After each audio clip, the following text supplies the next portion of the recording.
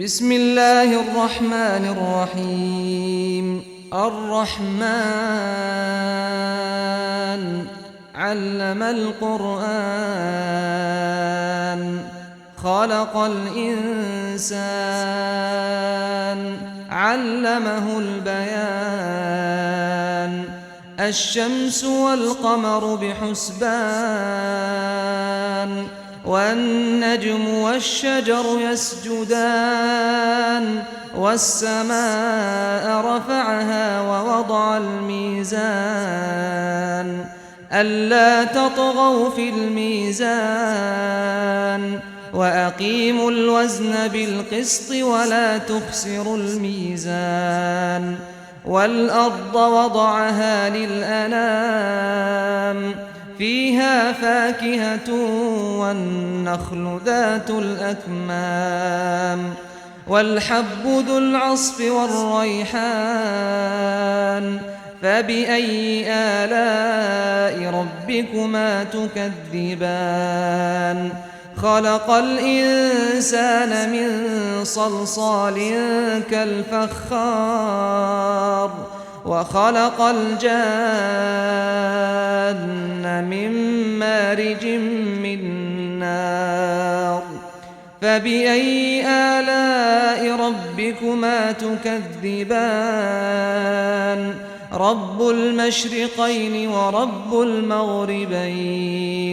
فبأي آلاء ربكما تكذبان مرج البحرين يلتقيان بينهما برزخ لا يبغيان فبأي آلاء ربكما تكذبان يخرج منهما اللؤلؤ والمرجان فبأي آلاء ربكما تكذبان وله الجوار المنشآت في البحر كالأعلام فبأي آلاء ربكما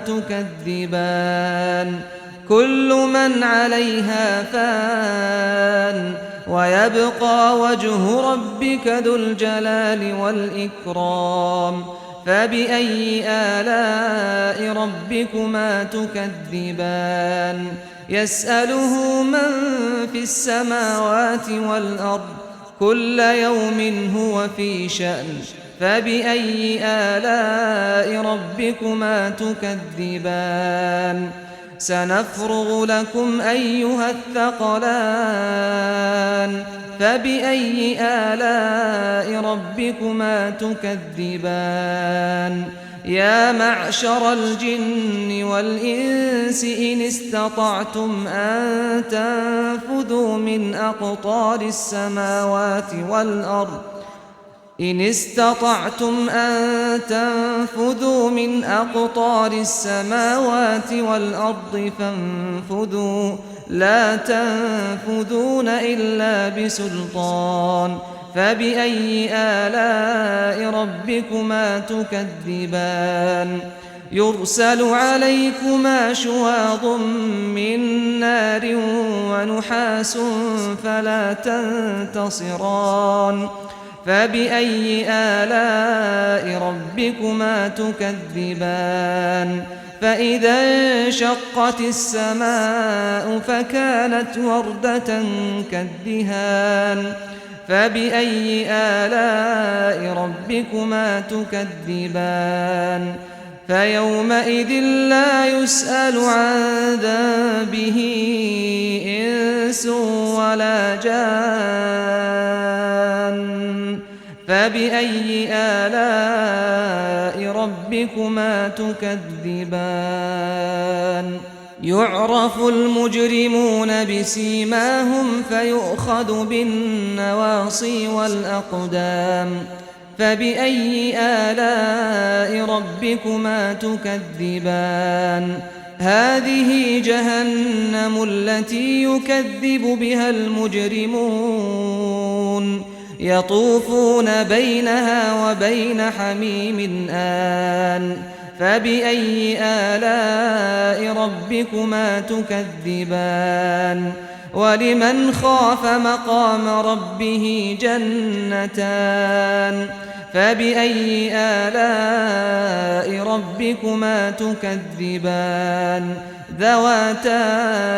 أفنان فبأي آلاء ربكما تكذبان فيهما عينان تجريان فبأي آلاء ربكما تكذبان فيهما من